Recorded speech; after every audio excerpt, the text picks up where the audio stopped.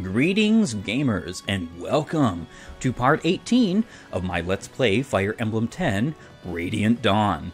And in today's episode I'm going to go through and finish up much of the unit analysis and bios of each one of my 4 units I have obtained in this chapter, whom are all flying because we are in the sky. I love this chapter. I love the way it looks, I love the way it plays, I love the way it feels. But our second unit, my second unit to speak of today, is Marcia. She is a Falconite, and though she's not anywhere near as good as Alencia, she does have some good qualities. For instance, pretty decent bases alongside some pretty great growth. 70% HP, 30% strength, 20% magic, 40% skill, 65% speed, 50% luck, 35% defense and resistance. Marcia is pretty good. She's definitely not useless, and she does actually help quite a bit in this chapter because you need all of the attacking you can get. She comes with a C rank in swords and a B rank in lances, and no skills to speak of besides Canto. She is good. I've used her on several occasions, and there is some comboing strategies that you can use with her and Alencia and a couple other Falcon Knights and or Seraph Knights in this game. But that's pretty late game, so I'm not going to necessarily discuss exactly how that entails.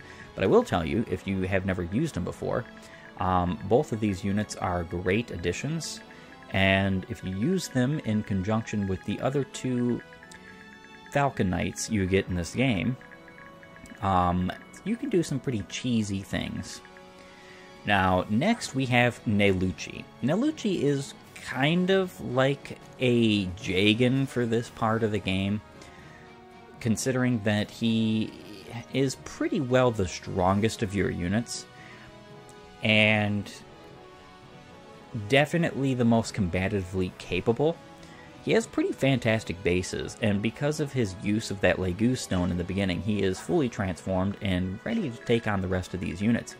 The problem is that Nelucci, though he does decent damage, he fails to 2-hit KO any of these guys. In fact, I'm pretty sure none of your units, even Alencia proccing 2 stuns with either the Slim Sword or the Mend, cannot KO any one of these units in a single turn, which means you have to kind of gang up on the enemies.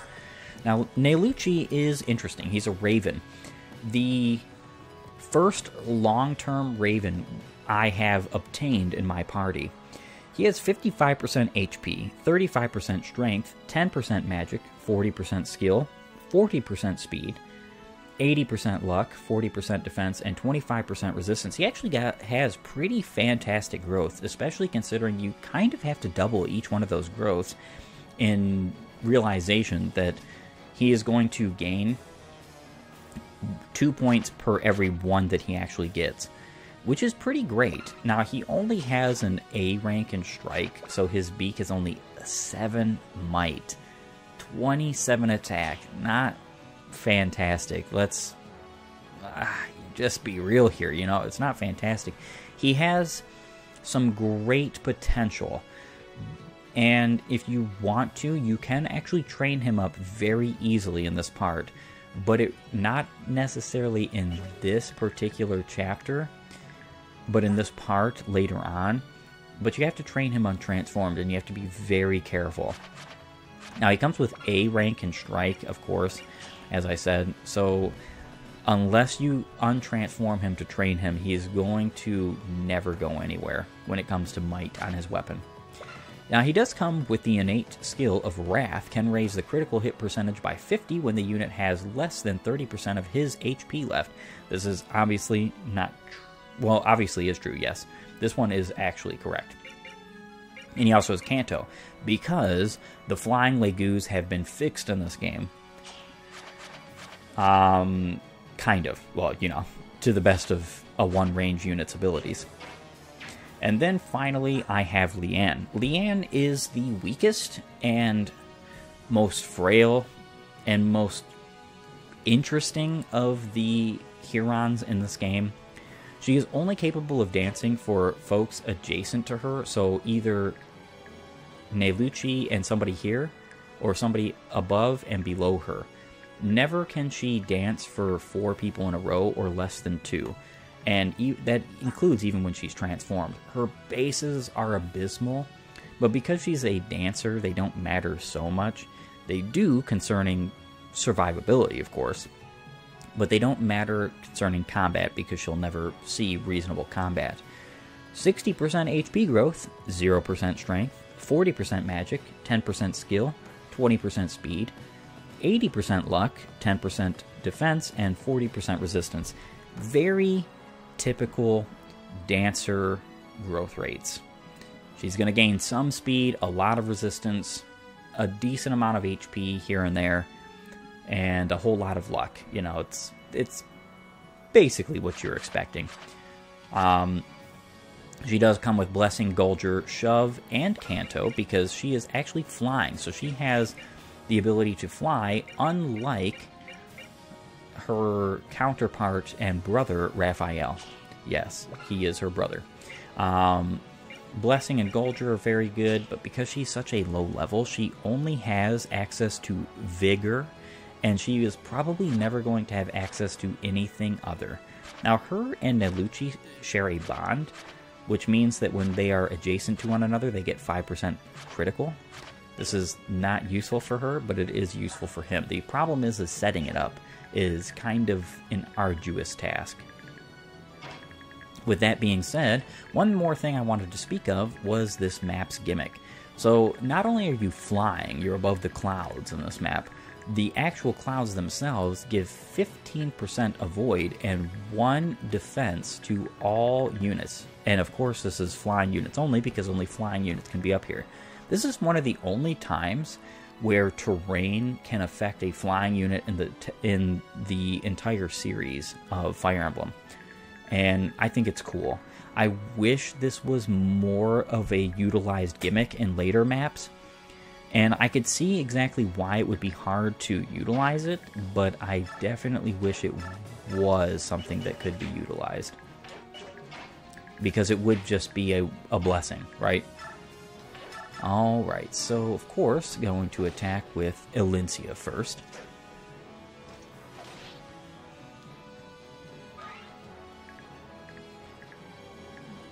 I'm gonna wait right here. Nelucci can go ahead and attack. Doesn't really matter who gets the experience points here. None of my units are going to gain all that much, including Marcia, unfortunately.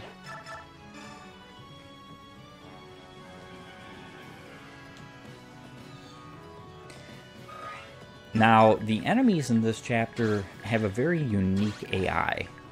They will do their absolute best to capture Leanne. They will actually capture her, rescue her forcefully. And if they do, you got yourself a little bit of an issue. And that issue is that they will run off with her. If they run off the screen with her, you lose. And that's pretty much it.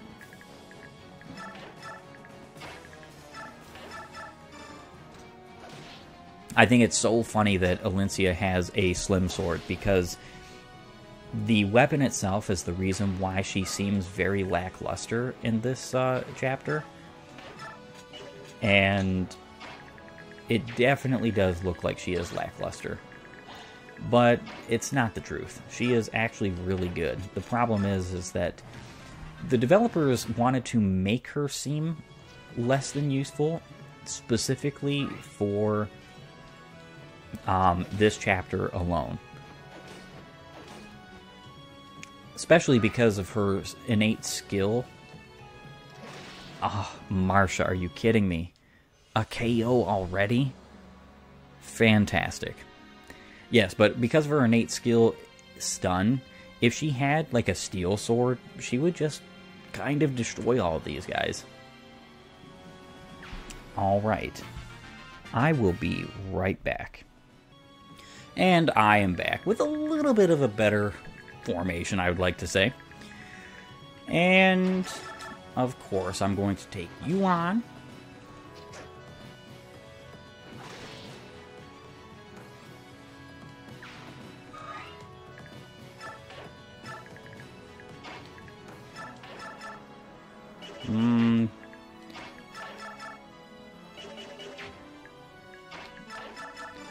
Alright. Stun, nice.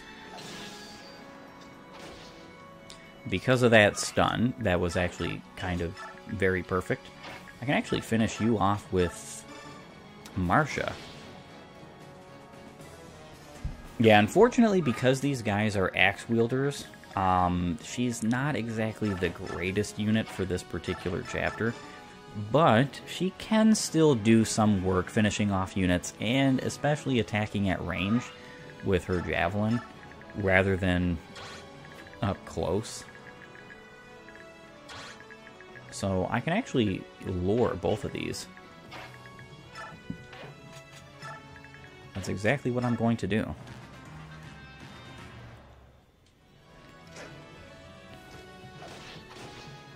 Very nice. I'm guessing he can't be lured?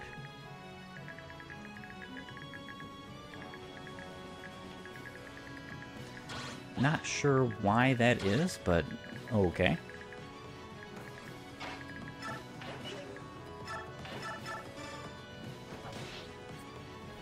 And another KO for Nalucci. I love the particular way that this game is designed because what it allows for is some interesting strategies. Right now, you're basically using nothing but pre-promotes, and a very few of them, as well as a dancer. And what's hilarious about that is most folks who play the Fire Emblem franchise don't like pre-promotes and don't like dancers. I'm not too sure why either of those things are the case, because I think both pre-promotes and dancers are awesome. But it's just sort of like a stigma. It's one of the reasons why most of the time when I play anymore, especially on Let's Plays, I want to use the pre-promotes or the less than used units because then they get a time to shine, whereas most of the times they would not.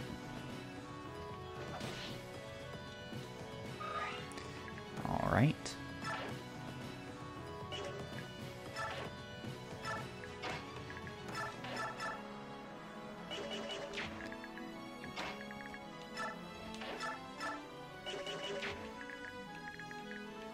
Iron Poleaxe.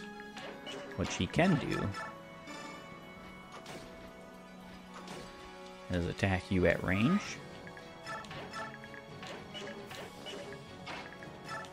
And then, of course, I'm going to finish you off with Alencia.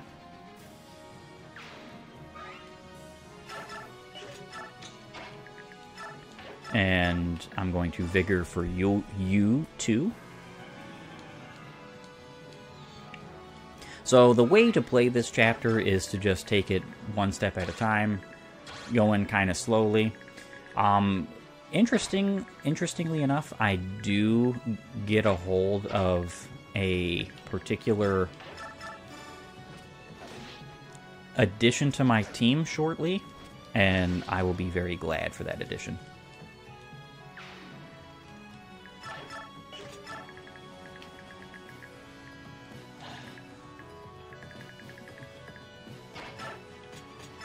Items cannot use the Legu Stone. However, what I could do is revert and then use it. I'm actually going to revert right now.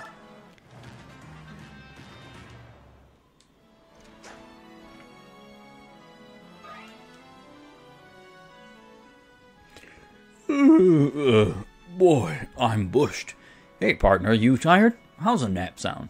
You want to rest your wings a bit? Huh? We're running late, but I'm sleepy. What did you call me? That wasn't very nice, overgrown lizard. Please tell me that's not what I think it is. Oh, this is perfect. Begnion Draconites? Just my stinking luck.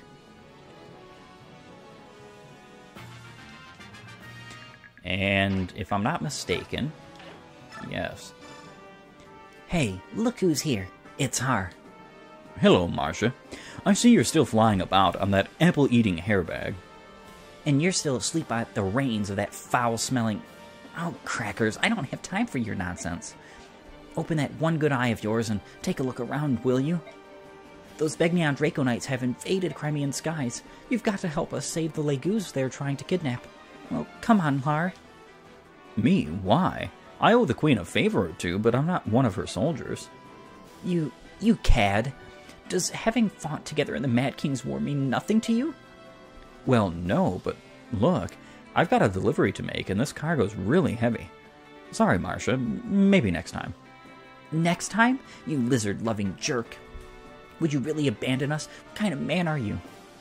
The kind who lives to sleep another day. Oh, good luck to you. See you around. Stop. You have to stay and help. Okay, Haar, hear me out. You were an Imperial Draco Knight once, right?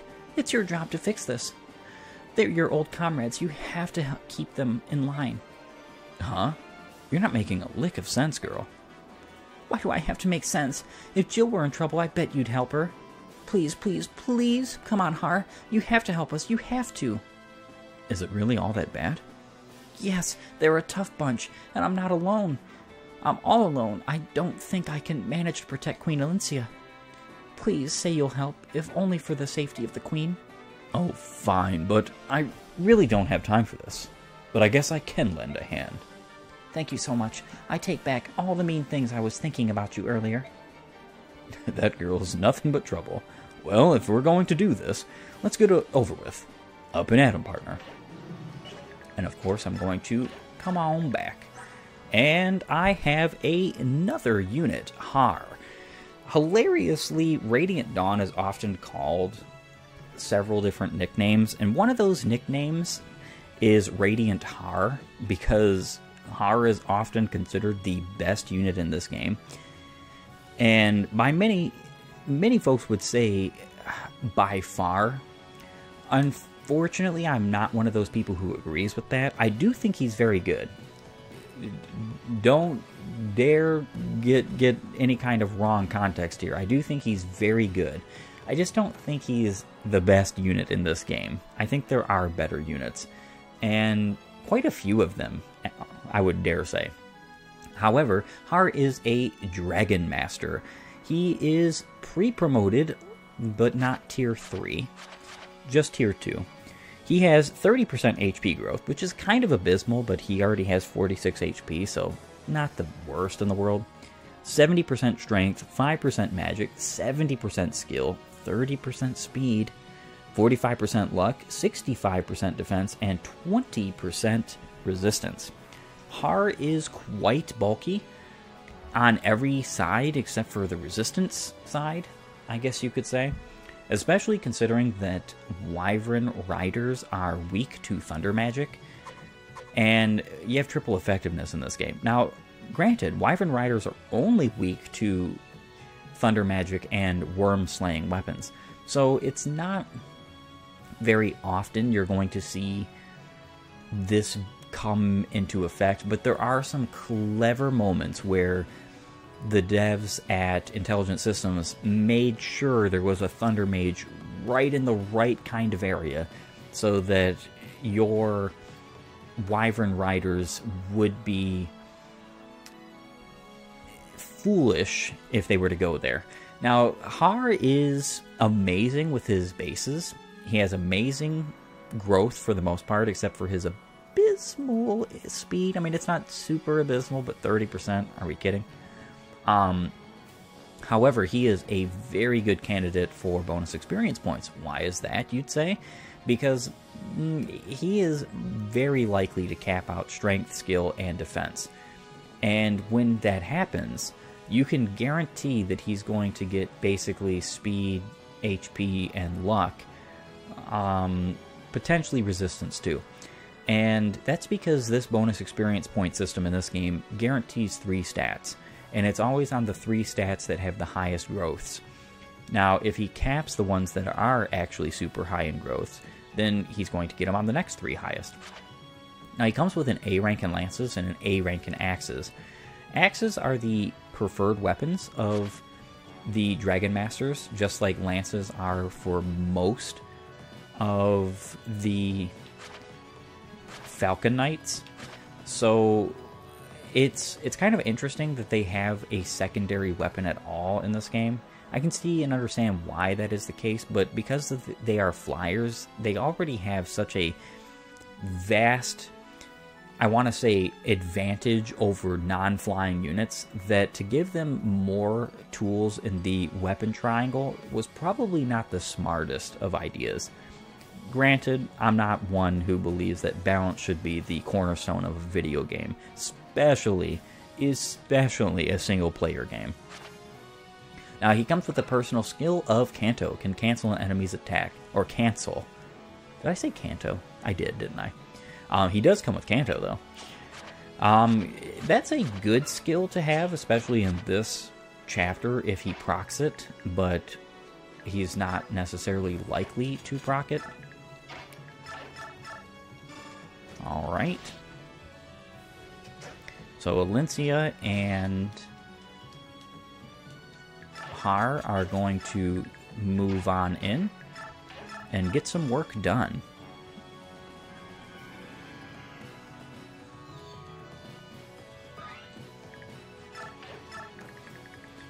Alright, so hand axe here, pole axe, short axe. So, what I'm going to do here is I'm actually going to attack at range.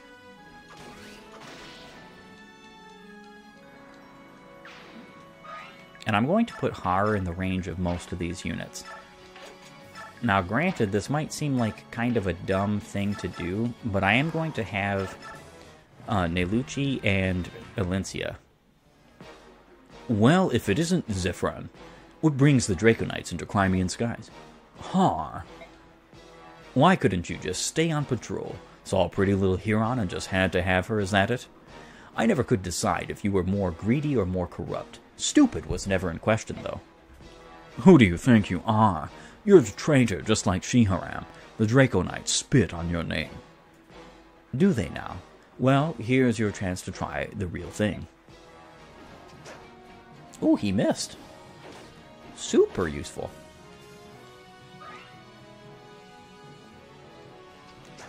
Ooh, I thought she wasn't in his range, but I'm guessing the reason why she was because I didn't have him tagged.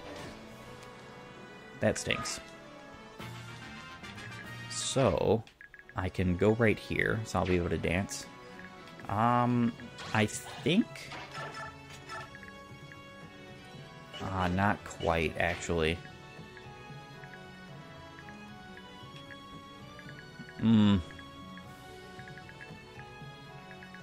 So it'd probably be for the best that I dance for Haar. Ooh, cancel. Nice.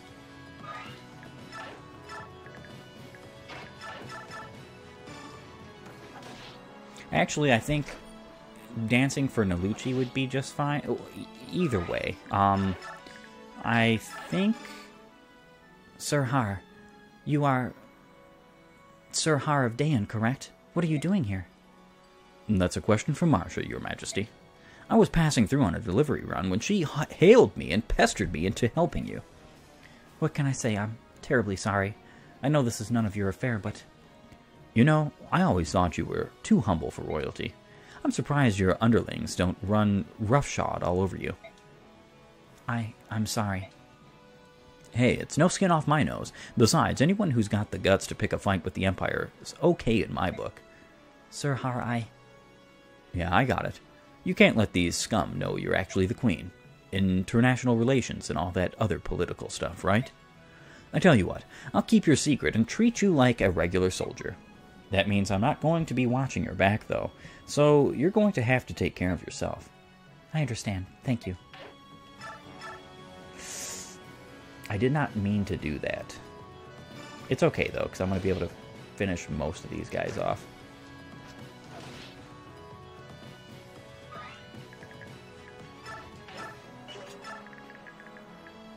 Unless... Oh, very nice.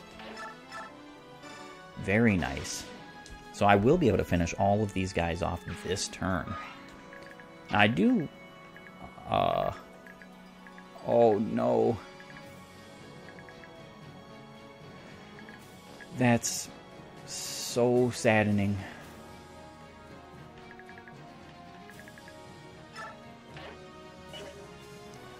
Aw. Well, I think the cloud's movement actually blocked Leanne there. That's another thing, too, is that they do hinder the movement of your flying units somewhat. Alright, so just one more unit to go.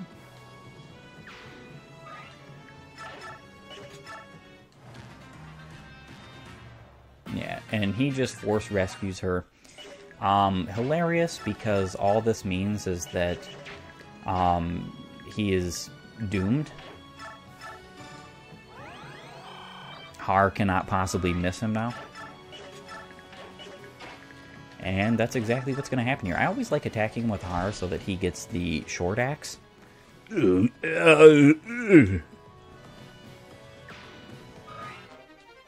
a bunch of experience points, too. That's always nice. Yep, it is survive for 8 turns, so even though the enemies are all gone, I still have a turn here. I don't think anybody else can be healed, so what that means is I can just Gulger here to get a little bit extra experience points on Leanne. It's not super useful because I'm definitely not using bonus experience points on her, but still. Yeah, you run, Dragon backers, and don't ever come back to Crimea. Well, they didn't run, because they were all dead. Princess Leanne, it's a pleasure to see you again. I'm sorry you had to go through all that. Are you hurt? Lady Leanne is very grateful for your help with those ruffians, and is quite delighted to see you again, Your Majesty. Frankly, I don't think these old bones would have been able to up to the task of protecting the princess without your help. The most important thing is that you're both safe, Sir Nalucci. But what brings you here? As far as I knew, the both of you were residing in Gallia. It is imperative that my lady sees General Ike as soon as possible. We were traveling to the royal palace in Melior for that very purpose. That's unfortunate. Ike left Melior more than half a year ago. After that, rumor has it that he reorganized the Grail Mercenaries. Now no one seems to know where they are. What? That is most unexpected. What are we supposed to do now? Sir Ike isn't here, but since you've traveled all this way to Crimea, would you like to visit the royal court? I would be happy to investigate the whereabouts of the Grail Mercenaries during your stay. Well, we don't want to be a bother, but it would be very kind of you. To be honest, there are matters about which I must speak with Sir Ike myself. And regardless, we're always delighted to have such splendid guests as yourself. I must tell you, however, and I am ashamed to say it, there is unrest among certain circles here in Crimea. I hope nothing will happen to disturb your visit with us. Unrest, you say? Yes, I trust, however, my protection will be enough to keep you from harm's way. Not very reassuring words there. But 1,000 bonus experience points, that's pretty reassuring.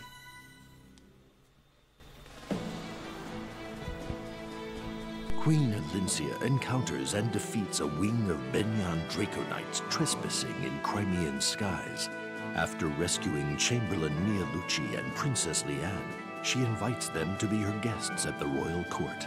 While Elincia's show of loyalty to her Laguz allies causes an uproar among the nobles at court, they are aware that the Heron Princess is under the mutual protection of the mighty Laguz Hawk King and Raven King.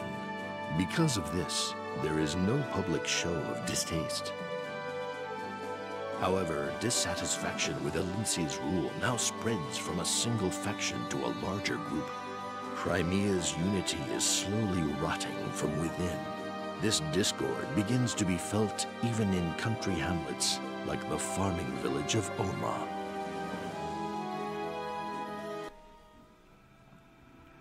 Chapter 1, Winds of Rebellion. Oma, Crimea.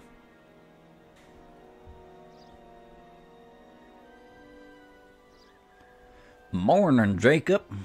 And morning to you, Brom. But also, good by, because I think this is a wonderful, wonderful time and opportunity to bid my farewells on this very episode, as the episode has run quite long.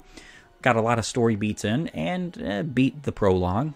Saw 4 new units, well, technically 5, 4 in last chapter, or this episode.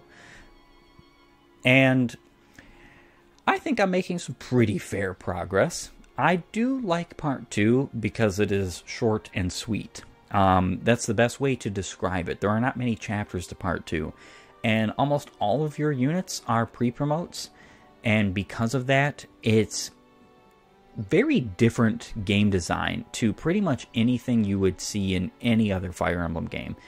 Perfect example is when I was doing that Thracia Let's Play. There were times where I was still getting unpromoted units and not all that great in the mid to late game. And that's kind of incredibly different design to something like Radiant Dawn. This is what I love about Fire Emblem, at least the older entries in the franchise, is that each one of them differed a little bit in game mechanics, but they were still all the same core, romanticized medieval Europe, this tactical turn-based RPG that really ignited some good fire in you. You know, you want to play these games and see them through their end, and also be able to use all the interesting units and so on and so forth. So I appreciate it. I want to thank you for joining me. If you like my content, please upvote and follow, or like and subscribe depending on your platform. And while you're at it, have a great and glorious day gaming.